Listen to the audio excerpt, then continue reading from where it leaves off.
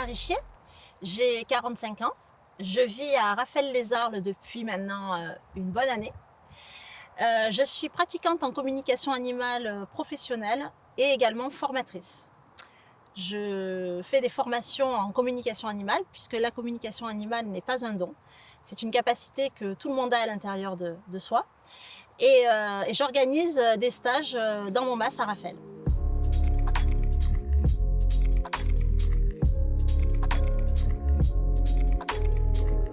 Donc la communication animale, c'est la capacité d'entrer en contact avec les émotions et les pensées de l'animal. Donc ça va se faire par le biais de notre intuition. C'est donc une communication qui est vibratoire, qui est énergétique. Donc en ce sens, elle est non-verbale. Et non seulement elle est non-verbale, mais en plus, ça va passer par le fait de faire le silence à l'intérieur de soi pour pouvoir à partir de là recevoir et échanger de l'information avec l'animal. Donc ces informations, quel va être l'outil pour arriver à échanger de l'information? Ça va être tout ce qui est la clairvoyance, la clairaudience, la clairsentience, c'est-à-dire la capacité de recevoir une image mentale, de ressentir des choses physiquement, d'avoir des émotions, de ressentir, avoir des sensations, avoir un goût, avoir une odeur, d'accord? Ce sont des perceptions dites extrasensorielles, d'accord? Qu'on va recevoir de façon subtile. Et à partir de là, on va pouvoir entrer et avoir un dialogue avec l'animal. On va pouvoir échanger de l'information. Animal ou... Lorsque je rentre en communication animale, selon l'animal va se présenter à moi. En fait, ça peut se passer de 1000 façons différentes, en fait. Mais un exemple, je peux recevoir une image mentale, c'est-à-dire que je vais voir l'animal, il va se présenter à moi. Par exemple, l'animal peut arriver boiteux parce qu'actuellement il est boiteux. Donc je vais recevoir l'information par une image mentale qu'il est boiteux. Ou ça peut être en clairaudience, ça peut être des mots, ça peut être quelque chose qui me dit en ce moment je vais pas bien, ou ça peut être une sensation de tristesse. Donc là, ça va être par le biais d'une émotion. Donc en fait, toutes les sensations que je vais ressentir, je vais devoir les traduire, d'abord les retranscrire de façon fidèle à ce que je reçois, parce que le plus difficile en communication animale finalement, c'est de retranscrire sans interpréter. Parce que ce qui va se passer, c'est que lorsqu'on va recevoir des informations intuitives, l'intuition en fait, les informations intuitives par nature sont toujours justes. Par contre, ce qui peut induire en erreur, c'est notre interprétation. D'accord? Donc, il est important de retranscrire l'image telle qu'elle nous est donnée, ou les mots, ou les sensations, parce que souvent, je vais recevoir des informations qui n'ont pas de sens pour moi, mais qui vont en avoir pour le gardien, en fait. Et c'est pour ça que la communication, elle se construit comme ça, puisqu'en fait, l'animal va pouvoir me donner des choses que le gardien va pouvoir m'expliquer. Donc souvent, quand en communication animale, je reçois des informations que je ne comprends pas, c'est-à-dire que mon mental ne peut pas comprendre, c'est souvent la personne, ça va avoir beaucoup de sens pour la personne. Et évidemment, ça n'en a pas pour moi, puisque moi, je ne suis pas au courant de la situation, je ne sais pas ce qui se passe, ou je ne sais pas ce que ça représente. Mais le gardien, lui, tout de suite va le savoir.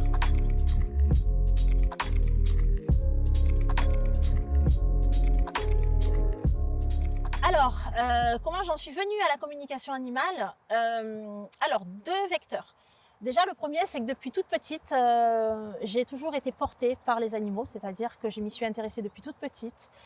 Adolescente, j'étais plus du genre à traîner dans les champs avec les chevaux, les chiens, qu'avoir des groupes d'amis. J'étais tout le temps avec les animaux, tout le temps, tout le temps. Et puis adulte aussi, ça a continué.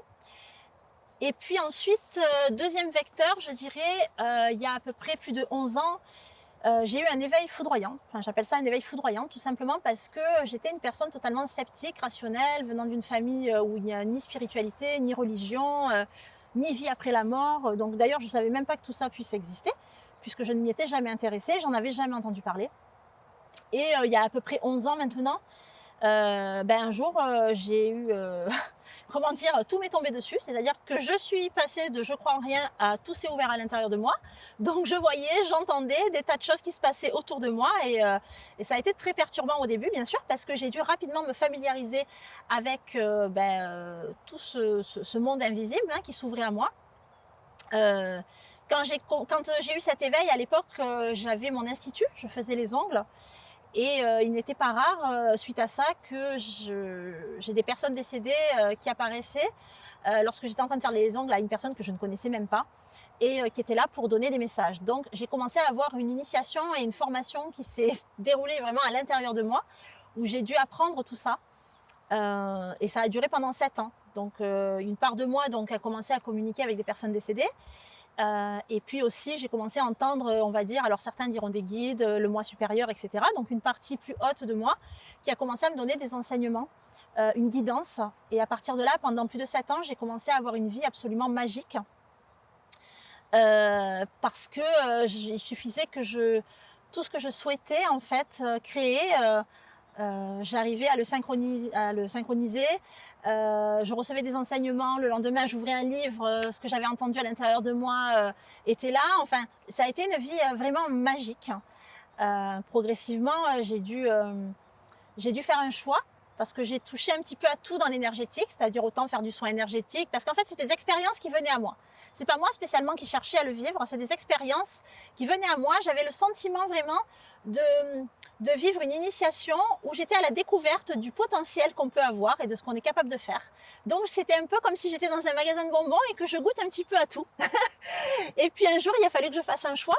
Et du coup, quand j'ai commencé à faire un petit peu avec mes animaux, que j'ai commencé à mettre en pratique tout ça sur mes animaux, c'était évident pour moi de faire un choix dans la communication animale, puisque c'était raccord avec qui je suis à la base, c'est-à-dire branché à fond animaux. Et du coup, ça a lié mes deux passions, donc celle de travailler en intuitif et les animaux.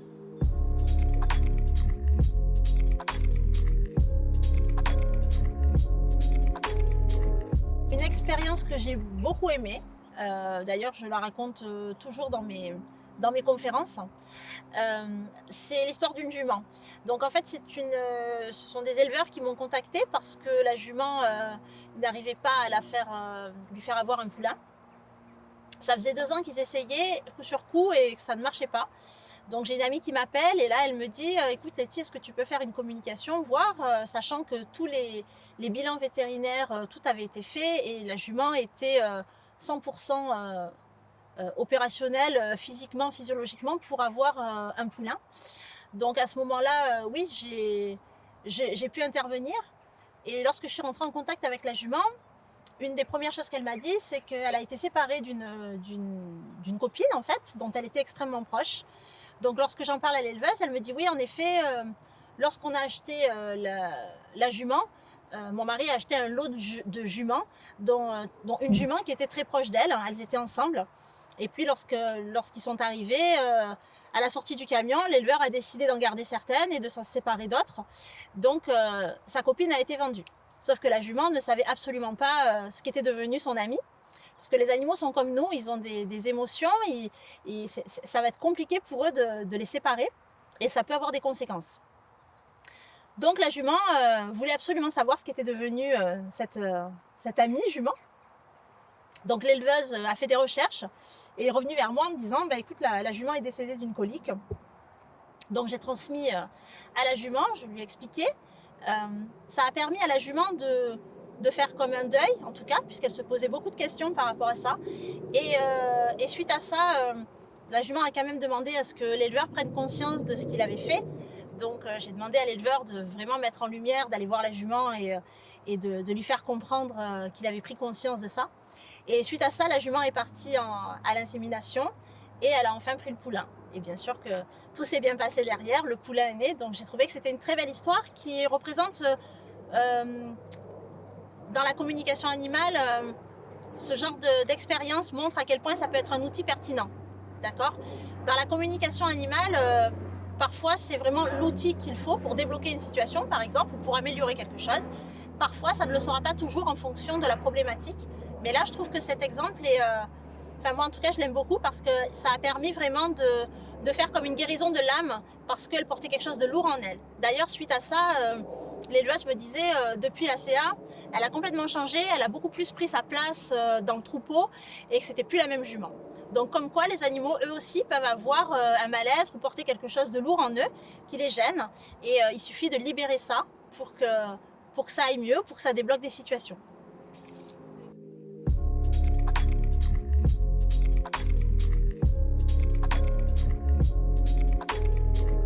Alors sur le principe de connexion, pour moi, c'est exactement la même chose, d'accord.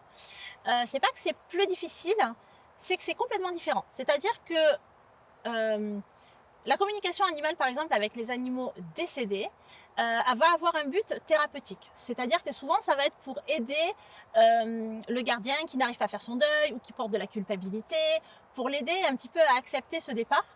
Donc, le but de la communication animale avec un animal décédé va vraiment avoir un aspect thérapeutique où l'animal va transmettre des messages, donc des messages, des choses que la personne peut valider, parce que des choses que je ne peux pas savoir. Donc déjà pour la rassurer sur le fait que je suis bien en contact avec son animal.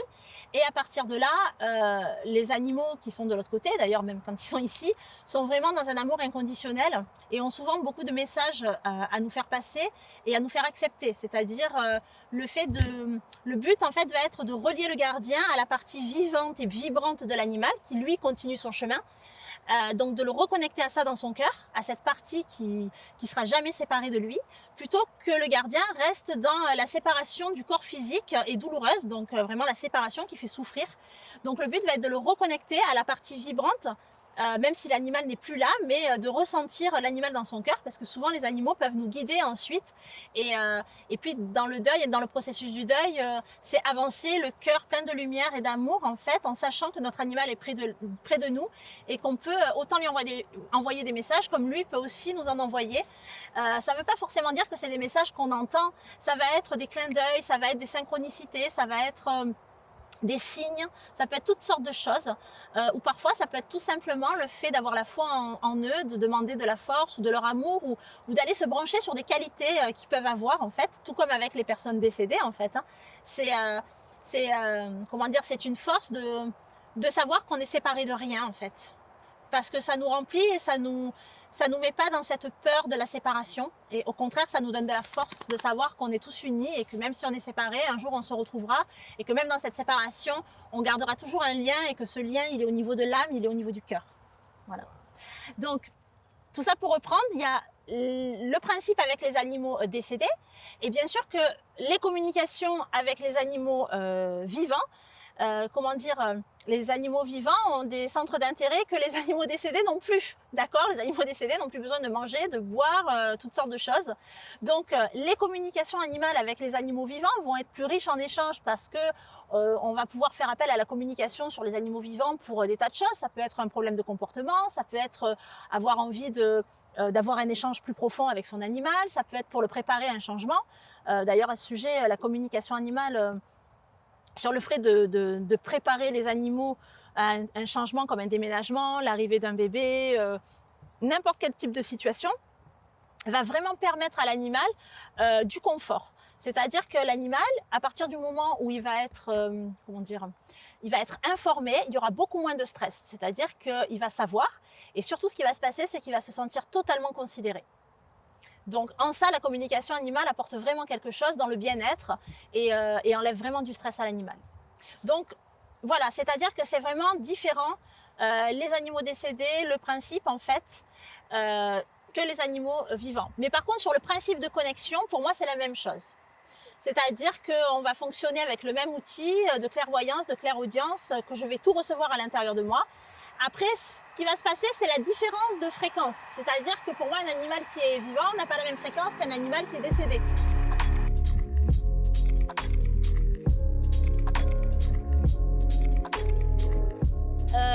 Alors, les personnes qui me diraient moi, j'y crois pas trop, je dirais que l'heure actuelle n'est pas une histoire d'y croire ou de ne pas y croire. Je crois que, d'ailleurs, il ne faut pas croire, il faut faire l'expérience, il faut vivre l'expérience.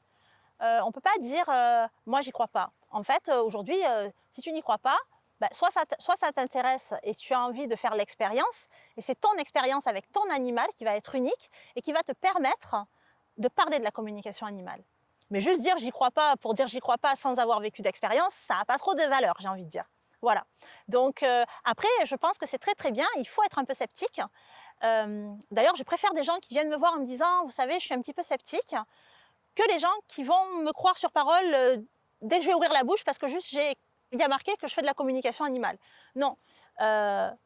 J'aime bien, souvent il y a des gens sceptiques qui viennent voir, et Et après une com, ils sont plus sceptiques. Pourquoi? Parce que je leur ai donné des informations validantes, c'est-à-dire des informations que je ne peux pas savoir. Donc quand je vais leur parler de leur animal, ils vont le reconnaître, ou je vais leur sortir des anecdotes ou des choses très précises qui va donner du poids à ce que je vais dire en fait. Donc ça, c'est une expérience pour moi qu'il faut vivre pour se faire sa propre opinion. Mais moi, je suis la première à dire, il ne faut surtout pas essayer d'aller convaincre les gens, de leur expliquer quoi que ce soit. C'est une expérience à vivre.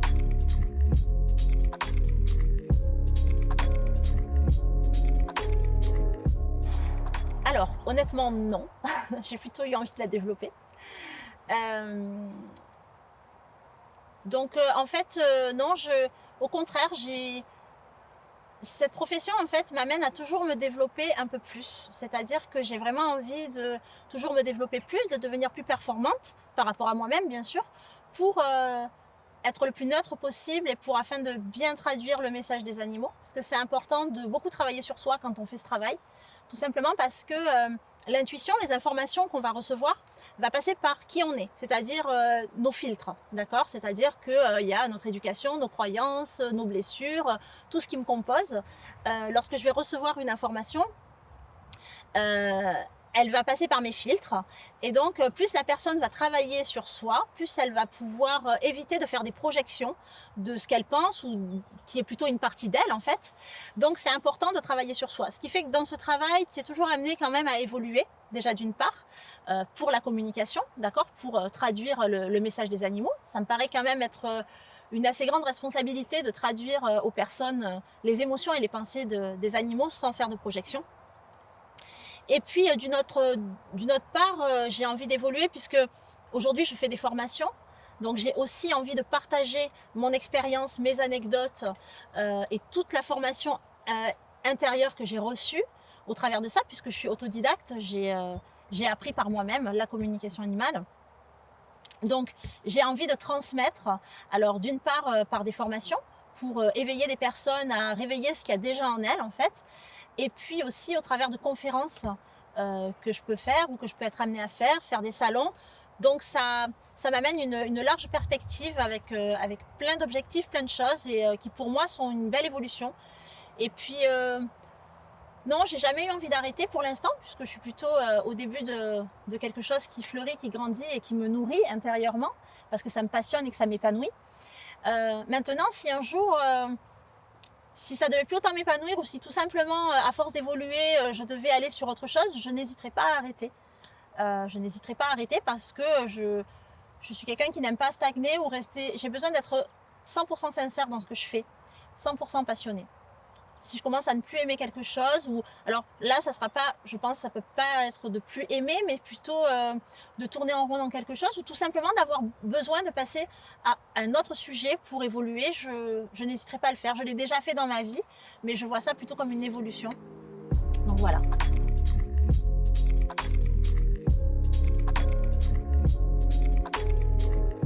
Pourquoi j'ai déménagé? Donc il y a un peu plus d'un an, donc je vivais à Saint-Martin-de-Crau, j'étais en village, j'avais mon institut, puisque j'avais l'institut des ongles. Et puis j'ai ressenti vraiment le besoin d'être complètement en harmonie et complètement raccord avec mon activité. Donc j'ai eu envie d'arrêter les ongles, bien sûr, et de m'installer à Raphaël, parce que j'avais besoin d'être à la campagne, de vivre avec mes animaux, d'être en permanence avec eux. J'avais envie d'avoir un lieu où je pouvais recevoir du monde pour faire les stages. Et vraiment le besoin, comment dire, d'être complètement à la campagne avec mes animaux. Mon mari, lui, avait des projets de gîte, donc le MAS, en fait, va aussi permettre ce projet, ce qui fait que ça nous rallie complètement à tous nos projets, en étant un lieu de vie et un lieu de travail en même temps.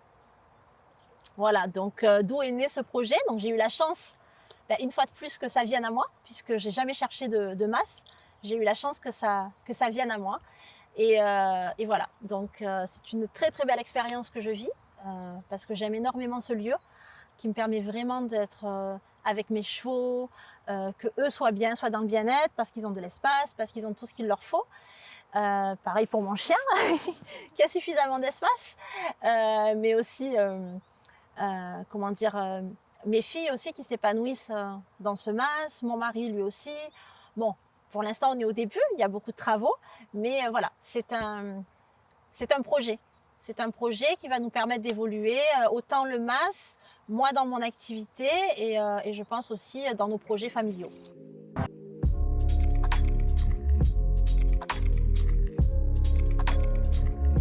Donc j'étais branchée chien quand j'ai vers 2 ans. Donc en fait, à partir du moment où j'ai commencé à comprendre ce qu'était un animal, à partir de là, c'était ma seule raison de vivre. J'adorais ça. Je gardais les chiens des gens qui partaient en vacances. C'est même arrivé que le chien ne voulait pas repartir avec le maître parce que je m'en occupais 100% du matin au soir. Donc forcément, comparé à des gens qui, même s'ils les aiment et qui s'en occupent, moi je leur donnais absolument tout du matin au soir. Donc j'ai commencé comme ça, je m'occupais des chiens, puis j'ai eu la passion de l'équitation. Enfin, non, j'avais la passion des chevaux. Et puis ensuite j'ai fait de l'équitation. Donc j'ai commencé à passer les galops, etc. Et puis un jour, j'ai passé un monitorat d'équitation. Donc j'ai beaucoup appris, mais honnêtement, c'est pas la meilleure partie dans les animaux que j'ai vécu parce que quelque part, l'équitation m'a un peu éloignée de l'amour véritable que j'avais pour les chevaux. Parce que quand on rentre un peu dans le circuit de l'équitation, moi personnellement, j'ai commencé à rentrer dans le côté Lego, le dressage, etc. Et je me suis rendu compte que quelques années plus tard, que je m'étais un peu perdue là-dedans. Et c'est des années après où j'ai pu me recentrer avec l'amour véritable que j'avais quand j'étais vraiment enfant, où j'allais les voir pour leur demander absolument rien, juste pour être avec eux, les aimer, avoir des échanges. Et j'ai voulu me rapprocher de cet amour qui est pour moi l'amour véritable, en fait. Alors ça n'empêche pas d'aimer l'équitation et de faire plein de choses avec, mais il a fallu que je repasse par ça, en fait, pour ensuite aller vers de nouvelles choses avec eux et me guérir quelque part des travers dans lesquels j'ai pu partir, en fait. Donc la communication animale, tout ça a fait que je me suis recentrée et que j'ai pu m'aligner finalement avec qui j'étais vraiment pour pouvoir faire de belles choses avec elles. Donc aujourd'hui, avec mes chevaux, j'ai de jeunes chevaux. Donc une part de moi a quand même une certaine technique qui me permet quand même de les faire évoluer. Mais voilà, je cherche beaucoup à m'amuser avec eux. Je fais des communications pour qu'on fasse des choses qui les fassent avancer, qui me fassent avancer, mais qui soient en accord avec ça. Je ne demanderai jamais à mon cheval de faire quelque chose pour mon plaisir alors que lui n'en a pas envie. Ça m'intéresse pas. Je veux vraiment qu'on évolue ensemble. Je veux leur bien-être. Je veux qu'ils prennent plaisir à faire les choses, que ça soit un partage en fait. Voilà.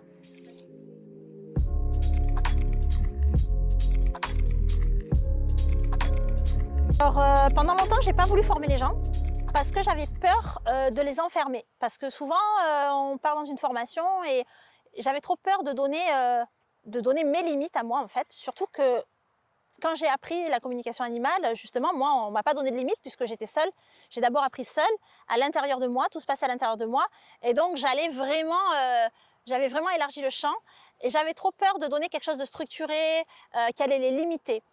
Or, en fait, j'ai trouvé finalement ma façon à moi de former, de donner et de transmettre, qui est où en fait je donne une part de cette formation initiatique que j'ai reçue depuis l'intérieur de moi, avec toute cette ouverture, et d'une autre part des techniques que j'ai su aller chercher dans des formations en fait par la suite pour comprendre comment ils apprenaient ça aux gens, puisque moi en fait j'avais appris toute seule.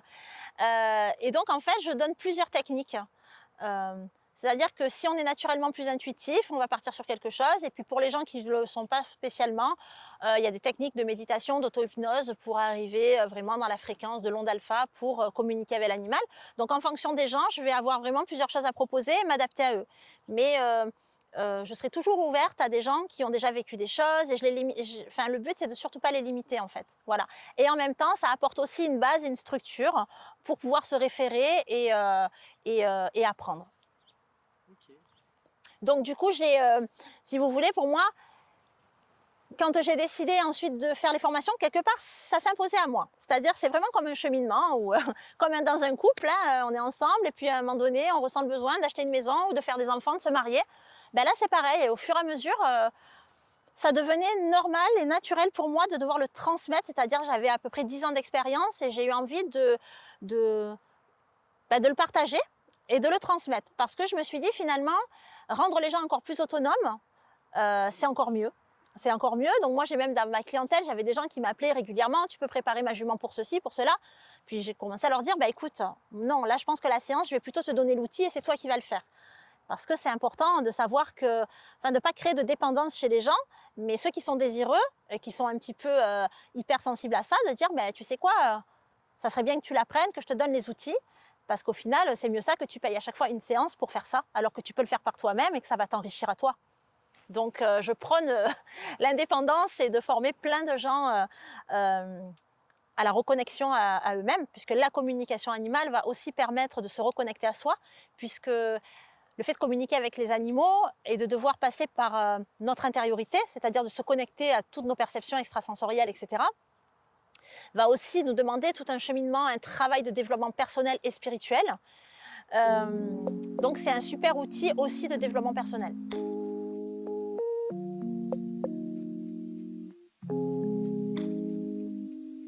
Donc Laetitia, c'est quelqu'un de très pétillant, plein de vie, souriant, et du coup tout ça, ça crée une belle dynamique de groupe. Ça nous met à l'aise, ça nous met vraiment en confiance pour avoir nos premiers ressentis dans le premier exercice pratique. Ce sont que des groupes avec des personnes très bienveillantes, donc on est très à l'aise, on pose vite les armes, on casse toutes les barrières et on est capable de se laisser aller. On est vraiment un petit comité, il n'y a pas de jugement, c'est que de la bienveillance.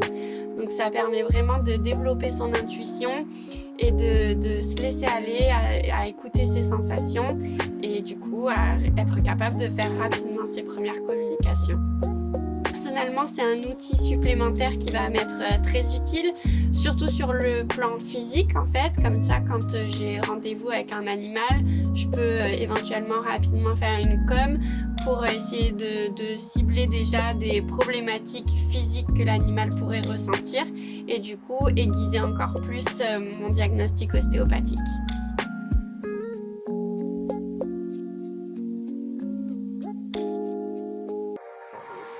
Alors, cette formation, je l'ai connue par le nom de Laetitia Richier. Hein, elle est quand même connue pour être une très bonne communicante animalière, donc de bouche à oreille et par les réseaux sociaux.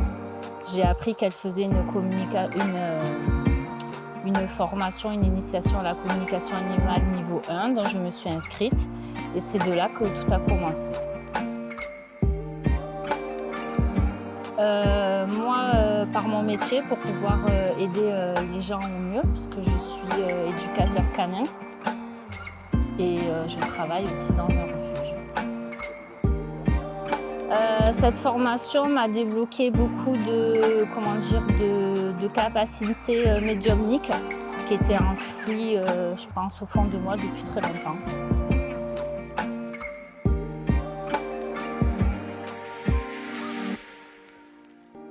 Donc moi c'est Émilie, j'ai 41 ans, je suis mariée sans enfant. J'ai 2 chiens à la maison avec qui je fais une de la recherche utilitaire et un autre de la recherche opérationnelle. Ensuite à côté de ça, je suis employée, je suis aide-soignante dans un hôpital et je suis également sapeur-pompier volontaire. Voilà. Alors j'ai connu Laetitia, déjà Laetitia c'est quelqu'un que je connais depuis des années de la ville de Saint-Martin-de-Crau. Mais je ne savais pas forcément ce qu'elle faisait. Et un jour, c'est une de mes amies, Elodie, qui m'a parlé de ce qu'elle faisait, la communication animale, et qui m'a dit « tu peux y aller les yeux fermés pour mon ancien chien, mon berger allemand, qui j'ai fait appel à ses services. » Effectivement, c'est un chemin, oui. C'est un chemin, oui. Du moment où Elodie, mon amie, m'a parlé de Laetitia, effectivement, le chemin, il s'est ouvert et je pense qu'il est encore... il est encore long à faire, mais oui, effectivement, oui. C'est un lien, tout un lien. C'est compliqué de communiquer avec ses propres animaux parce qu'on est influencé quelque part par l'émotion. Donc non, je communique surtout avec les autres quand j'ai des demandes, mais avec les miens, non, pas de manière officielle, même si je pense qu'on doit communiquer quand même de manière inconsciente dans la vie de tous les jours. Oui, une communication qui a été assez bénéfique et positive. C'est une amie qui m'a contactée pour un de ses chevals qui était en pension dans le milieu de la France parce qu'il y avait 2-3 soucis, donc j'ai fait cette communication et en fait le cheval en gros me demandait d'urgence qu'il fallait qu'il rentre où il était avec elle parce qu'il était en train de se laisser mourir. Bah, Laetitia, elle forme avec son cœur, elle forme avec ses expériences, tout simplement. Hein. C'est pas une formation théorique établie où tout est écrit noir sur blanc. Elle apporte son expérience, ses croyances, et puis le fait qu'elle est à fond là-dedans, quoi. Donc elle le fait partager. Et c'est nickel parce que y a pas de jugement, c'est tolérant et ça nous ouvre l'esprit.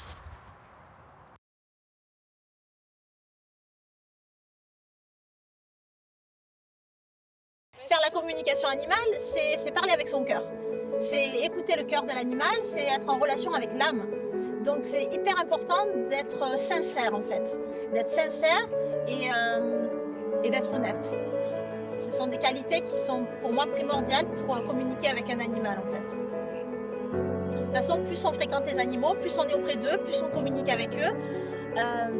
On est complètement éloigné du mensonge en fait parce que les animaux disent les choses telles qu'elles sont.